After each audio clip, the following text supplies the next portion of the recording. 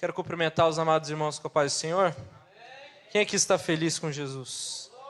Aleluia. Você já sentiu a presença dele nesse lugar? Glória a Deus.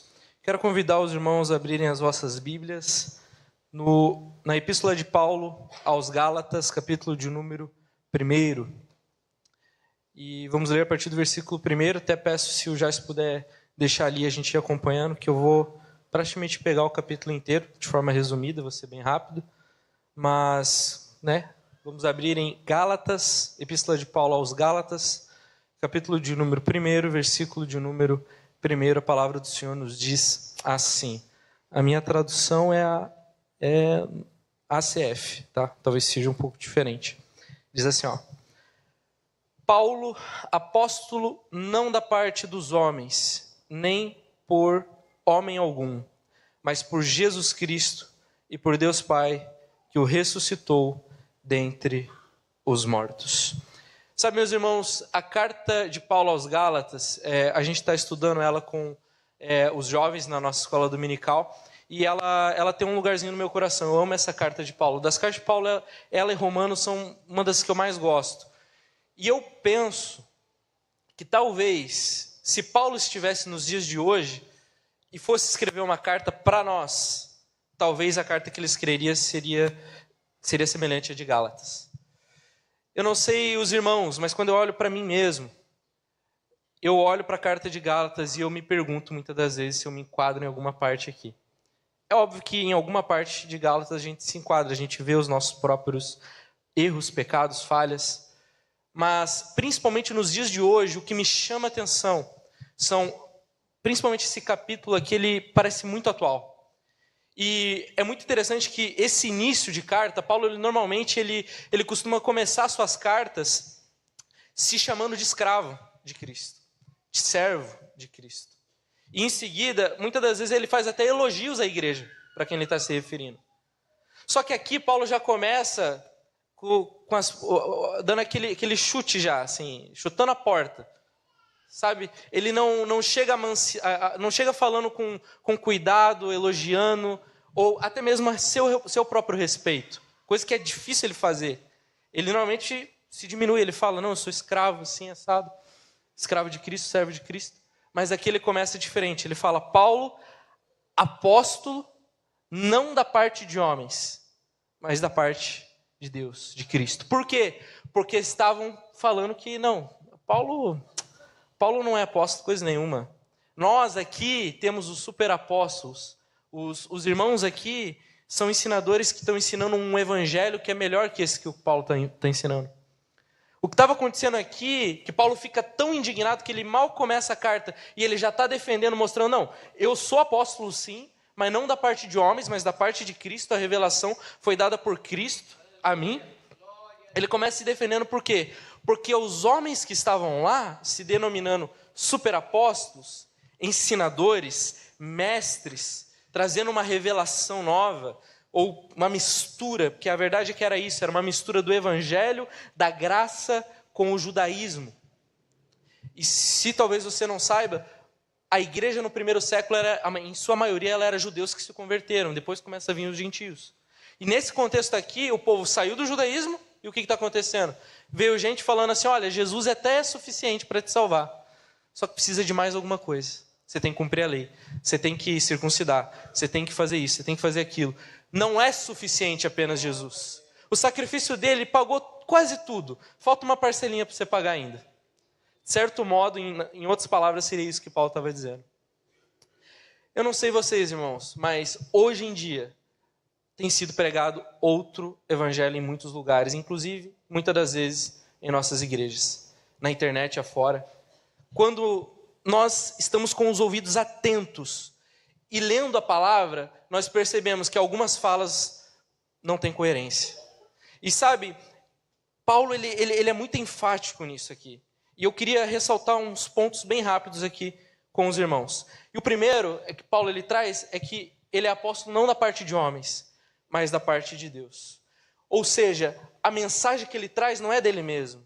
Há quem o diga, hoje em dia por aí afora, que eu não creio na Bíblia porque ela é escrita por homens. Sim, meu irmão, foi escrita por homens. Você queria que fosse escrita por macaco, por qualquer outra coisa? Não, foi escrita por homens. Só que homens inspirados pelo Espírito Santo de Deus. Homens que tiveram a vida transformada por um Deus que faz milagres. O que é escrever um texto perto do nosso Deus? Escrever um texto. Usar um homem para escrever um texto de forma perfeita. Isso é pouco para Deus, mas ele fez. E quando Paulo ele começa a sua carta, ali no versículo de número 6, ele vai dizer assim, maravilho-me de que tão depressa passais daquele que vos chamou a graça de Cristo para outro evangelho. Então entenda, outro evangelho é justamente isso. Às vezes tem cara de evangelho. Às vezes parece evangelho. Fala de Jesus. A gente acha que a estratégia do diabo é só ir contra Jesus. Não, às vezes ele fala de Jesus. Só que ele muda alguma coisa. Ou ele deixa de falar alguma coisa. Porque tem pregador por aí que até fala da graça, irmão. Até fala de Jesus, irmão. Mas não fala contra o pecado. Não fala sobre santidade. Ele omite uma parte da mensagem. É a libertinagem. Não, Jesus te salva. E você pode viver do jeito que você quiser, que está tudo certo.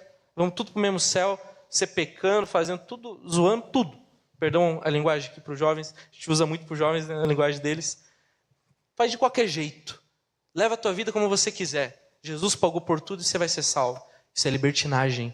Isso é combatido na carta de Gálatas também. E o que principalmente aqui no início Paulo está combatendo é o contrário, é o legalismo. Que é quando a gente quer aumentar. Quando a gente quer... O caminho é estreito, então vai ficar mais estreito ainda. Aquilo que já é difícil vai ficar pior. Eles tentam aumentar a lei. Eles tentam aumentar e dizer assim, Jesus, ele te salva. Mas você também tem que ser perfeito, segundo a lei. Você tem que cumprir a lei toda. Aí Paulo diz assim, se a gente falha em uma parte da lei, nós falhamos nela inteira. Quem tenta ser justificado mediante a lei, será condenado. Nós precisamos entender o que de fato Cristo fez naquela cruz. Eu vou correr aqui, senão não vai dar tempo. A primeira coisa que ele fala, nesse início aqui, ele começa a falar desse outro evangelho. No versículo 7 ele diz assim, o qual não é outro, mas há alguns que vos inquietam e querem transtornar o evangelho de Cristo. Mas ainda que nós mesmos, ou um anjo do céu, vos anuncie outro evangelho, além do que já vos tenho anunciado, seja anátema. Dependendo da tradução, amaldiçoado. Sabe o que Paulo está dizendo para nós, irmãos? Não importa quem é o mensageiro, o que importa é a mensagem.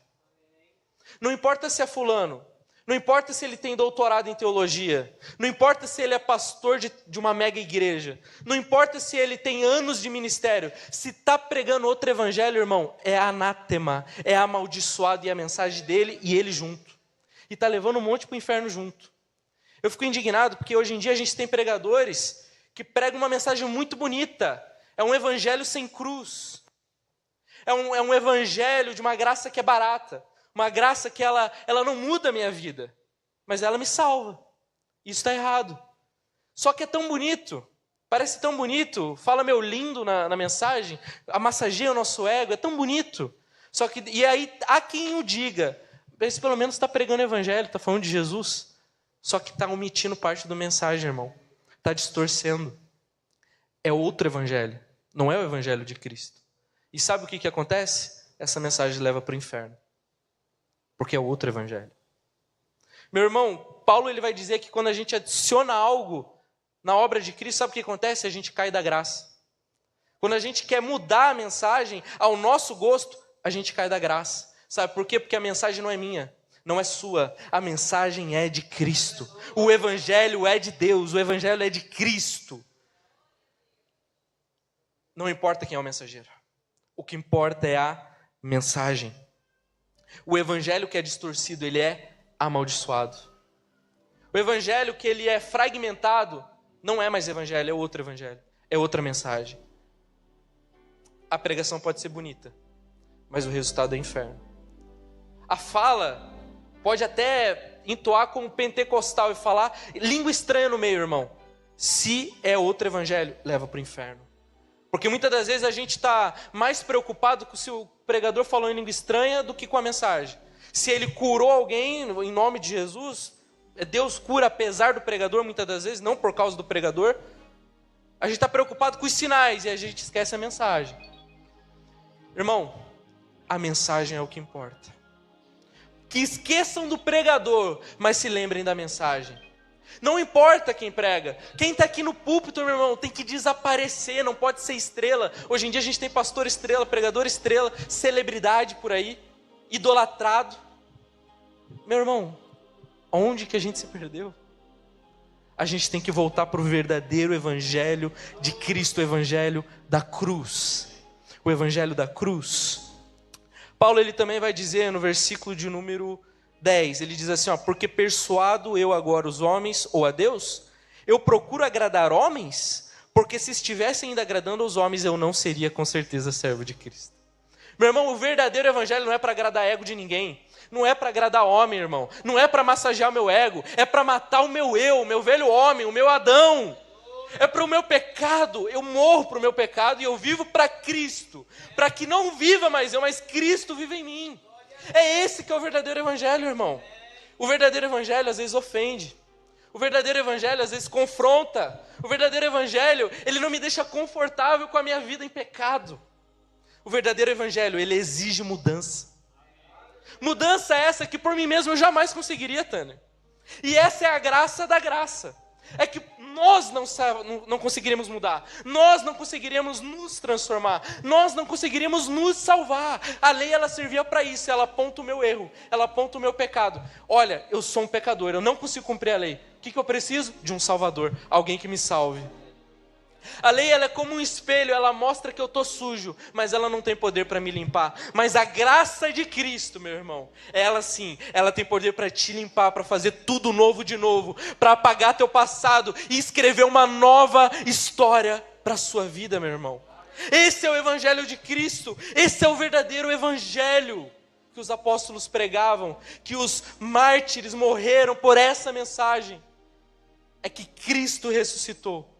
E o sacrifício dele é suficiente para salvar a minha e a sua vida das garras do diabo, das trevas, do inferno, meu irmão. O evangelho de Cristo é suficiente para salvar a minha e a sua vida, meu irmão. 15, e eu já estou encerrando, diz assim: mas quando aprouve a Deus, que desde o ventre de minha mãe me separou e me chamou pela sua graça. Obrigado, Gilvan, que Deus abençoe a tua vida. Você confirmou a palavra que eu ia dar. Sabe o que o texto que o Gilvan fala? É que antes mesmo de você nascer, o que acontece antes de você nascer? Nada, você não nasceu. Você pecou, Tanner, antes de nascer? Não. Você conseguiu fazer alguma coisa boa ou ruim? Não. Sabe o que isso quer dizer? É que Deus, ele te escolheu não por mérito seu. Ele não te escolheu, irmão José, intimidade a gente fala Zé, né? Mas José, pastor José. Não é porque tu é bonito, não é porque você é um pastor. Não, você nem tinha nascido. Quando ele te escolheu, é por pura graça.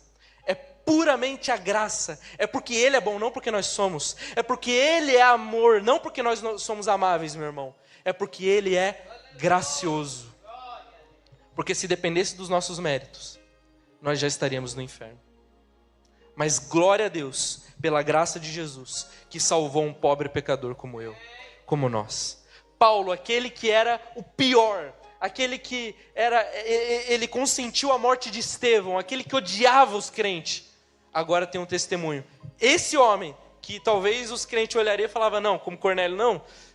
Paulo, tenho medo de Paulo. Não, esse homem agora, de perseguidor, virou perseguido. Por quê? Porque a graça de Deus, ela transforma. E aqui eu encerro, versículo 23, ele diz assim, encerrando esse capítulo.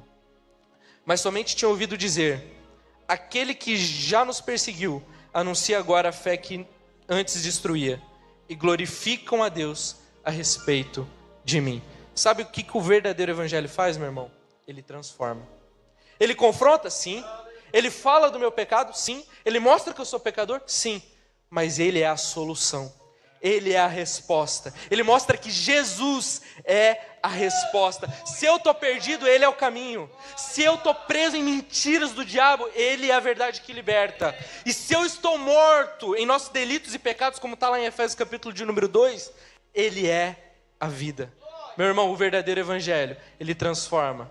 Não é nem legalismo, onde eu tenho que cumprir algo que eu não poderia, que eu não consigo, onde eu tenho que me salvar. Não, Cristo nos salvou. Mas também não é nem libertinagem, onde Jesus me salva, mas não me transforma. Me salva, mas eu posso ver a minha vida de qualquer jeito, está tudo bem. Não, meu irmão. Martinho Lutero já dizia: a graça que não muda a minha vida, não salva a minha alma. Voltemos ao Evangelho, o verdadeiro Evangelho de Cristo Jesus. Agradeço a oportunidade em nome de Jesus.